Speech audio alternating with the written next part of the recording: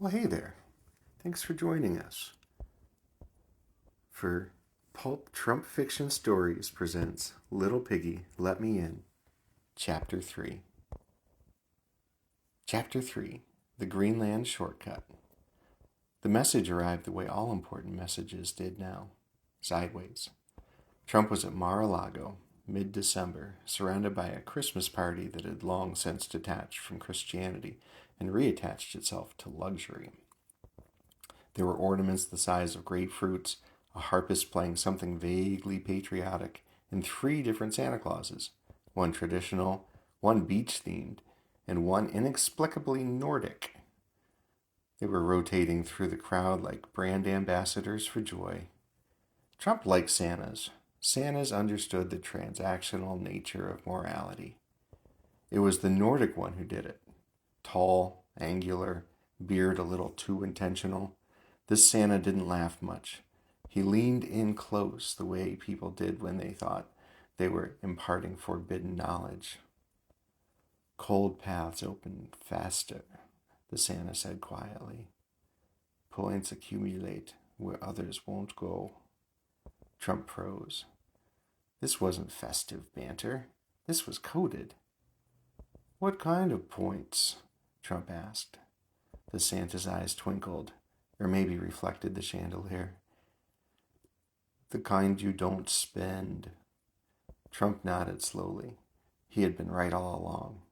Later, much later, after the Santa had vanished, replaced by a man in linen pants claiming to be from Boca, Trump stood alone on the terrace, staring out at the dark Atlantic, assembling the clues. Cold paths, point zones, doors that weren't doors. It's Greenland. Everyone knew Greenland was underutilized. A tremendous amount of ice. Very low population. Suspicious name. Why call it Greenland if it's ice? Misdirection. Always misdirection with elite systems. Trump summoned Stephen Miller immediately.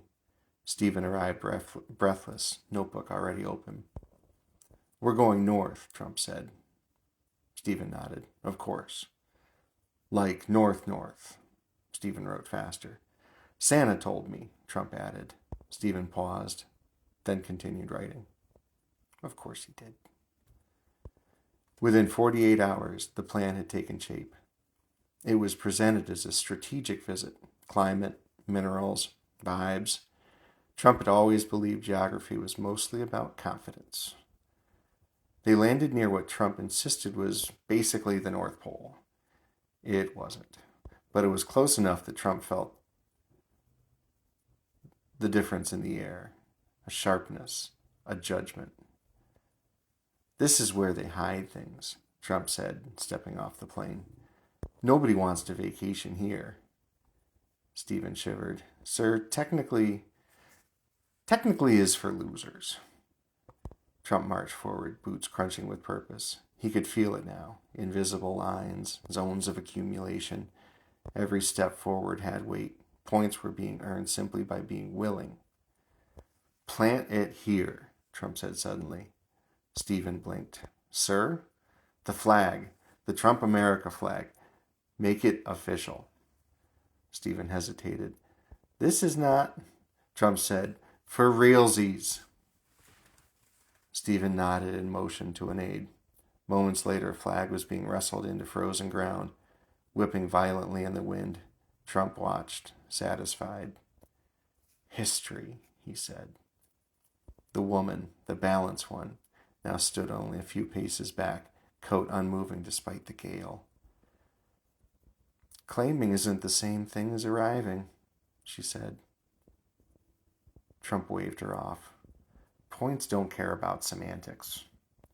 Hours passed, but nothing happened. No doors, no portals, no welcoming committee in robes. Trump grew irritated. This should have triggered something, he muttered. It's usually a vibration. Stephen checked his notes. Sir, the coordinates. Trump froze. He looked around. The ice, the emptiness, the wrongness. This isn't it, he said slowly. A realization, heavy and embarrassing, settled in. Antarctica. Trump said. I knew it.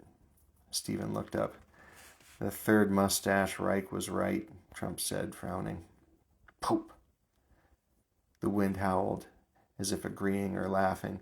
It was hard to tell. Trump turned sharply. Grab Don Jr., a penguin, and let's go, weirdo. Stephen blinked again. Sir, I'll have to have one shipped. Trump scowled. Unbelievable. Nothing works anymore. They retreated toward Air Force One as the Arctic storm intensified, snow slashing sideways like accusations. Trump climbed the stairs slowly, each step a reminder of inconvenience. I can't keep going to the world's end every day, he complained. It's very inefficient. Inside the plane, the pilots exchanged glances. Trump leaned forward. Take off anyway, sissy. The engines roared, the storm raged, the flag disappeared into white. As the plane lifted, Trump stared out the window, recalculating.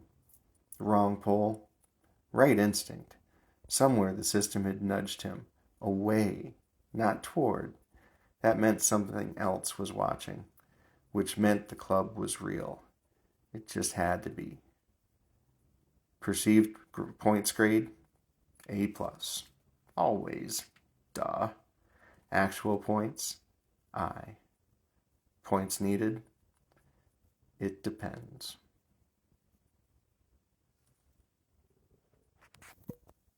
End chapter 3. And it's ended. Now it's a short one. And we can stop it now. Substack. It's getting Starkout.